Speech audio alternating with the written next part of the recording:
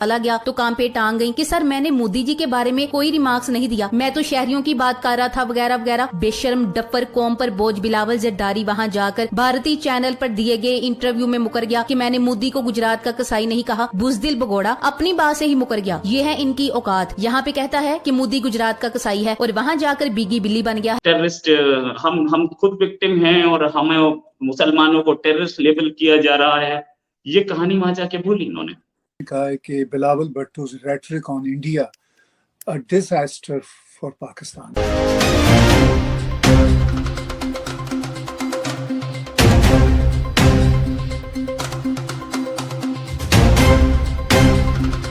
क्या हालात रहे और क्या ये फैसला दुरुस्त था उनका कि वो इस वक्त भारत जाएं? देखिए, मैंने अभी थोड़ी देर पहले एक व्लॉग अपना भी पोस्ट किया। मैंने कहा है कि Bilawal Bhutto's rhetoric on India disaster for Pakistan, यानी पाकिस्तान के लिए मजीद तबाही का वो अपनाए रखा। भारत में तो उनका काम था, भारत में तो उन्होंने एक ही गालबन इंटरव्यू दिया राजदीप को शायद, जो टाइम्स ऑफ इंडिया के हैं, मुझे उनका पूरा नाम ज़हन में नहीं आ रहा। एनीहाउ वो इंटरव्यू बहुत उन्होंने विक्टिम कार्ड प्ले किया, लेकिन इस विक्टिम कार्ड से पहले जो हुआ था शंघाई कोऑपरेशन ऑर्गेनाइजेशन में, वो भी काबिल तारीफ है। ऐसी खरी खोटी सुनाई हमारे एक्सटर्नल अफेयर्स मिनिस्टर ने कि उनकी शक्ल जो थी वो उतर गई और वापस पहुंचे तो वो उतरी हुई शक्ल के साथ ही पहुंचे और पूरे मीडिया को, पाकिस्तानी मीडिया को समझ में आ गया था कि ये सुन के आए हैं और हैसियत इनकी डाउनग्रेड हुई है।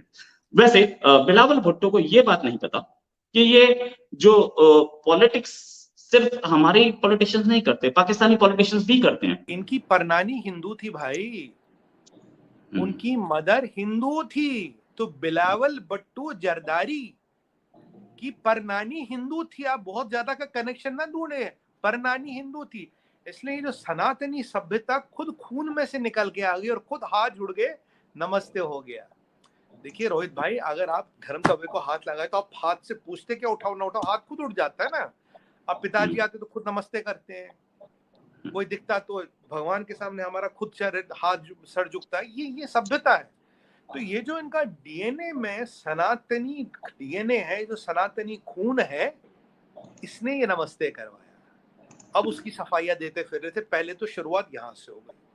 दुनिया के सामने ठुस हो गया है। इंडिया टुडे पे बिलावल का इंटरव्यू सुनने के काबिल है, जिसमें वो ऐसे वजाहतें दे रहा है जैसे भारत का गुलाम हो। मोदी को गुजरात का कसाई करार देने वाला पुराना बयान निकाला गया तो काम पे टांग गई कि सर मैंने मोदी जी के बारे में कोई रिमार्क्स नहीं दिया, मैं तो शहरियों की बात कर रहा था वगैरह वगैरह। बेशर्म डफर कौम पर बोझ बिलावल जरदारी वहां जाकर भारतीय चैनल पर दिए गए इंटरव्यू में मुकर गया कि मैंने मोदी को गुजरात का कसाई नहीं कहा। बुजदिल भगोड़ा अपनी बात से ही मुकर गया। ये है इनकी औकात। यहाँ पे कहता है कि मोदी गुजरात का कसाई है और वहाँ जाकर बीगी बिल्ली बन गया है। डर भी ऐसे रहा है जैसे इंडियन इसे वही मारेंगे। एंकर ये पूछ लेता कि मोदी का जो यार है गद्दार है, ये किसने कहा था? कमर जमान कायरा तो एक टॉक शो में कह रहा था बिलावल ने मोदी को गुजरात का कसाई बोला था। ये क्या हुआ? बस हवा निकल गई। पर्ची पे चेयरमैन बनने वाले कल के बच्चे को वजीर खारजा बना देंगे तो वो यूं ही रुसवा करेंगे। कहानी अटैचमेंट बना सकता है, इसके ख्यालात बदेसी, इसकी सोच, ज़हन, तालीम सब बदेसी होगा। पाकिस्तान जैसे मुल्क के मसाइल समझने और लोगों का एहसास करने के लिए इन लोगों में रहना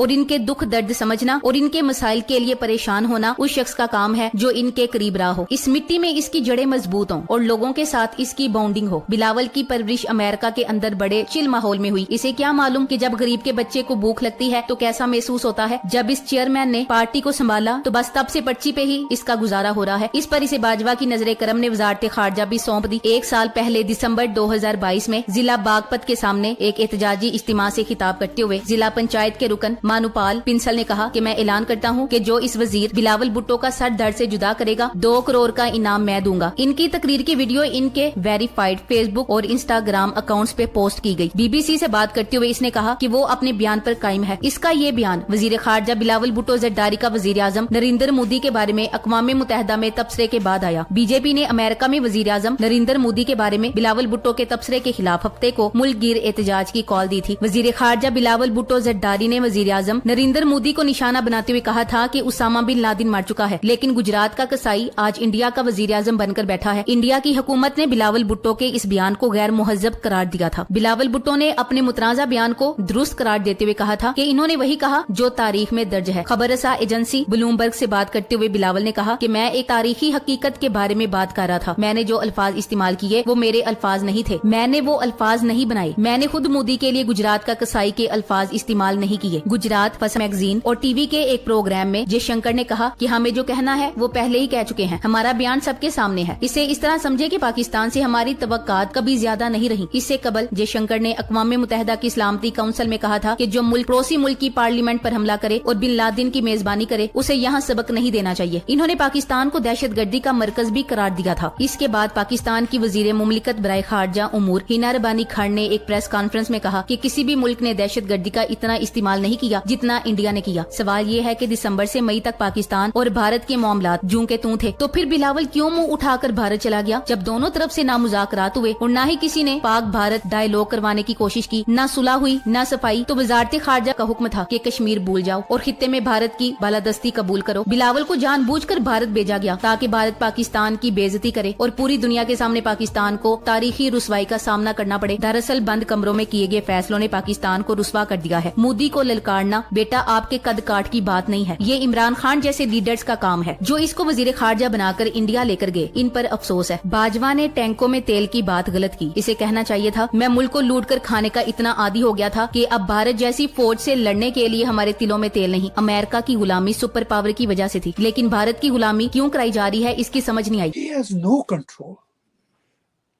अब वो सब के सब जो है ना अपने खानदानों के नामों को बेचने के चक्कर में होते हैं और उसका नतीजा ये निकलता है कि ये इनफैक्ट पाकिस्तान को बेच देते हैं। बिकॉज ये पाकिस्तान को बेचने वाली बात ही है ना कि कोई अक्ल की बात नहीं करनी, कोई स्टेट्समैनशिप नहीं दिखानी। वही एक रटा रटाया तोते का जो एक फार्मूला है ये वो भगते रहते हैं, जिसका नतीजा ये निकलता है कि वो जो कहीं ना कहीं बैकडोर डिप्लोमेसी कुछ देशों की वजह से चल रही होती है, जो इनफैक्ट पाकिस्तान के इंटरेस्ट में ज्यादा होती है, वो उसको खराब कर देते हैं। आपको याद होगा कि जयशंकर जी ने इसी समिट से कुछ दिन पहले कहा था कि जिस तरह पाकिस्तान की क्रॉस बॉर्डर टेररिज्म है वो हमें एंगेज नहीं होने दे रही। फिर उन्होंने ये भी कहा था कि हमें लगता है कि एक ना एक दिन ये हालात बेहतर हो जाएंगे। तो मुझे उसमें एक पैगाम मिला था एज ए जर्नलिस्ट। जयशंकर जी बहुत सीजन डिप्लोमेट, खामखा रगड़ देते हैं, अच्छा जिससे हीट और बढ़ जाती है। अब देखिए ये कहना कि मुसलमानों का पूरे, ये उसने वर्ड बढ़ता है इस स्टूपिड बिलावल भुट्टो ने कि मुसलमानों का जो है पूरी दुनिया के मुसलमानों को दहशतगर्द भारत कहता है। बस बात ये है कि भारत के तो पूरी दुनिया के मुसलमान कंट्रीज के साथ बहुत अच्छे ताल्लुकात है, एक्सेप्ट अवार्ड्स तक मिले सर, अवार्ड्स मतलब एक्सेप्ट पाकिस्तान। ठीक है, नहीं है क्या इनमें कोई अक्ल नहीं आनी? सिर्फ इस वजह से हम ना करें। जो 3 दिन तक कर्फ्यू लगा के बैठे थे ना बालाकोट में, किसी को जाने नहीं दिया था कि मौसम खराब है। इस बार 2 महीने तक मौसम खराब रहेगा इलाके का, ये कह रहे हैं। और उस दिन के बाद वो मसूद अजहर तो आज तक नहीं दिखा भाई, वो कहाँ गया? बालाकोट के बाद दिखा नहीं। वो जो 3 कौवे थे उनमें से एक वो भी था। नमस्कार, बिलावल भुट्टो बर्दारी वापस पहुंचे अपने कंट्री और वहां जाकर उन्होंने प्रेस कॉन्फ्रेंस की कि मैंने तो बातचीत करने की कोशिश की, हम अमन चाहते हैं इंडिया में आने वाले इलेक्शंस, इसलिए उनके फॉरेन मिनिस्टर यानी कि इंडिया के फॉरेन मिनिस्टर, आपके नाम के बीच में जो भुट्टो लगा है वो क्या है? वो आपके नाना का नाम है। आपके फादर ने आपके नाना का नाम लगाया है नाम के पीछे, आपकी मदर ने लगाया था, आपकी मदर का नाम बेनजीर था। बेनजीर क्यों नहीं है बीच में? क्योंकि आपको वोट चाहिए भुट्टो के नाम पे, इसलिए आप पॉलिटिक्स कर रहे हैं। और भुट्टो क्या है? भुट्टो भट्ट ठाकुर यानी कि राजपूत थे, उससे कन्वर्ट हुए थे, इसलिए भुट्टो लगाया गया था।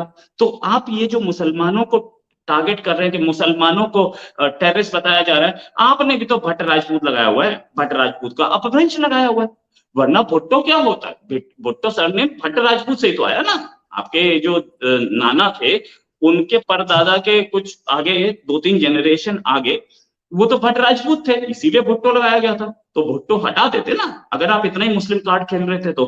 क्या एनीवेज, इनकी पूरी कहानी जो है, जो नाना इसके जो जुल्फिकार अली भुट्टो थे, वो पाकिस्तान क्यों गए आपको पता है? जूनागढ़ के नवाब के रियासत में वो दीवान थे, हजारों एकड़ जमीन थी इनकी पाकिस्तान में, उसको बचाने के लिए पाकिस्तान गए। पाकिस्तान से प्यार नहीं था, जमीन को बचाने के लिए गए। ये आप याद, जिसने इसकी माता जी को मारा, वही एस्टेब्लिशमेंट जिसने इनके नाना को फांसी पे चढ़ाया, उन्हीं की गुलामी आज ये भी कर रहा है। विडंबना देखिए, विडंबना देखिए। और इतने, और उसके बाद सबसे बड़ा जोक क्या, my visit to India was successful. हाँ, अगर इसको आप सक्सेस कहेंगे तो डिजास्टर किसे कहेंगे? मैंने तो पूरी फेहरिस्त गिना दी ना रोहित भाई। और इंटरनेशनल फोरम में वो कहते ही हमारी स्टेटेड पॉलिसी है, पीओजे के हम लेके रहेंगे, तुम्हारी औकात हो तो रोक के दिखाओ, ठीक है? तो कल से ये वैसे ही परेशान है रोहित भाई। और अब वहां जाके क्या कहता है, वहां जाके कहता है, ये कह रहे सारे मुसलमान टेररिस्ट है। यार मुसलमान का नाम किसने लिया? कब भारत ने कहा मुसलमान टेररिस्ट है? हमने बोला जहादी तंजीम है, जिसमें ये भी आता है, जिन तंजीमों में ये भी आता है।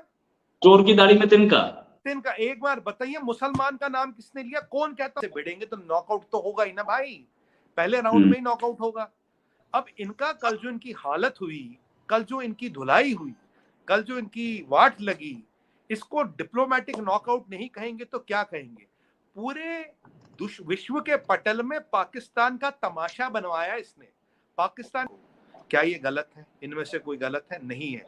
ये साबित करता है Pakistan is a terrorist state. और डॉक्टर जयशंकर साहब ने एक ही चीज बिल्कुल सही कही है, he has been still charitable with words.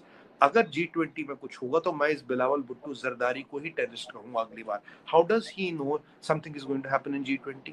How come he is warning us on our side? हमारा खाना पी रहा, हमारा पानी पी रहा, हमारी जमीन पे बैठ के यार हमें धमकी देके। मोदी जी को प्रेडिक्ट करना इम्पॉसिबल है। वो कब कहाँ कैसे जवाब देंगे ईश्वर जाने, या तो महादेव जाने या मोदी जी जाने। हम तो यहाँ सोच भी नहीं सकते, क्योंकि जहाँ हम जैसे साधारण लोग का दिमाग खत्म हो जाता है, वहां से उनका दिमाग शुरू होता है। तो इसलिए कब कहाँ क्या होगा, परमात्मा तुम्हारी रक्षा करे। और जिसको